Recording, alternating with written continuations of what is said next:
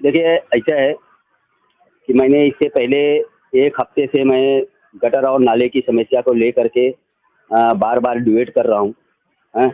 Media के सामने भी बोल रहा हूँ, मैं लेटर भी ऑलरेडी दे चुका हूँ, महानगर पालिका आयुक्त को, उपायुक्त को, आरोग्य विभाग को।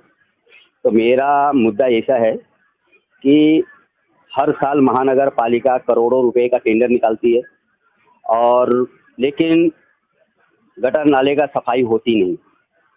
लेकिन इस बार महानगर पालिका ने 2,09,27,148 रुपए का टेंडर निकाला है, जिसका पूरा 92 गटर नाले हैं, जिसका क्षेत्रफल 40,447 है।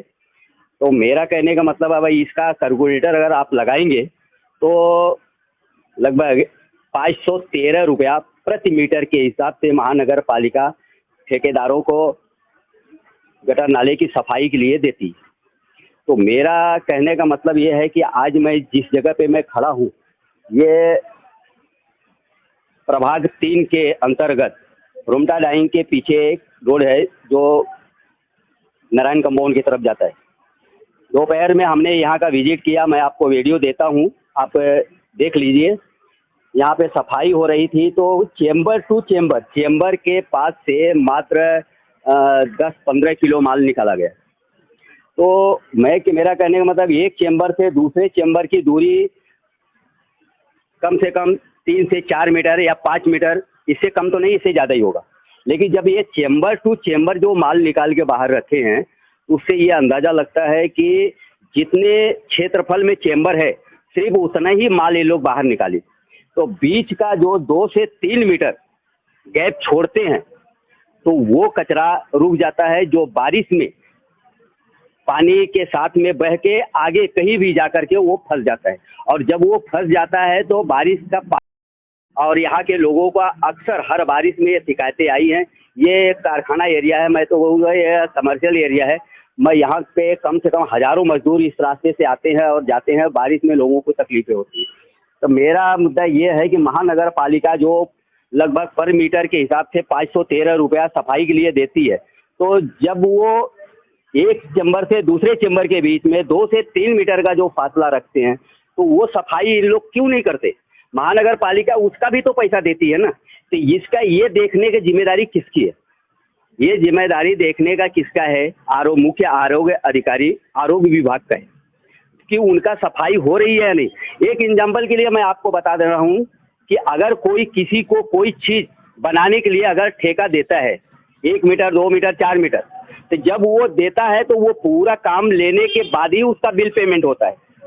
तो फिर महानगर पालिका बीच में 2 से 3 मीटर की जो सफाई नहीं होती है और देखने के बाद भी वो बिल का पेमेंट कैसे कर देती है? यानी पूरा काम बगैर कराए। तो ये हमारा ये सिद्धांत है। आप यहाँ से आप देख सकते हो, पूरा रोड एकदम पूरी खाली है, जबकि आज दोपहर में यहाँ सफाई हुआ है, पर कहीं भी एक भी कचरा का ढेर आपको दिखाई नहीं दे रहा है।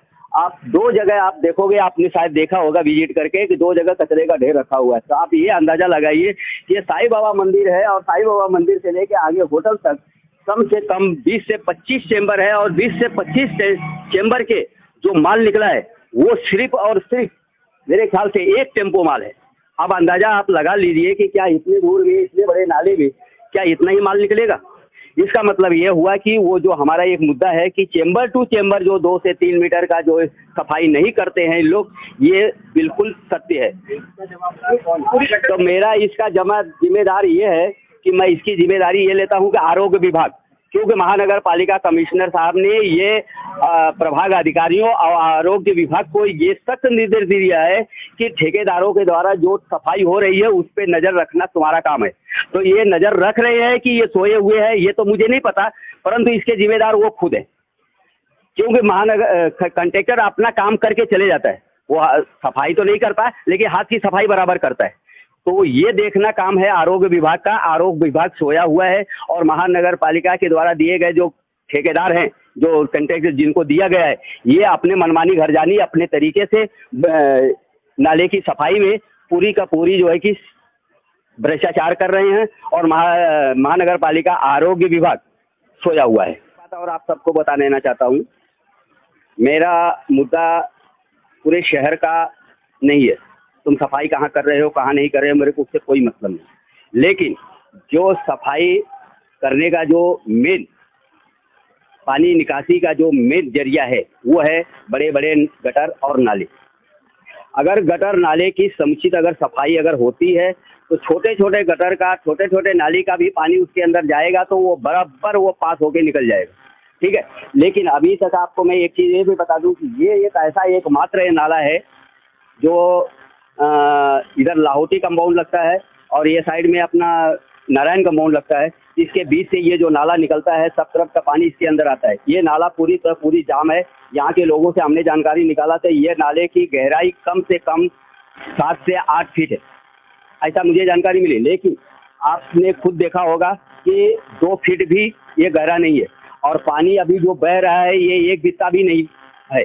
तो जाहिर सी बात है कि हल्की भी बारिश अगर आती है तो सीधा सीधा पानी ऊपर से बहना चालू हो जाएगा। मतलब ये कि गटर नाम का चीज़ इसके अंदर है ही नहीं, इसके अंदर गटर नाम की चीज़ है ही नहीं।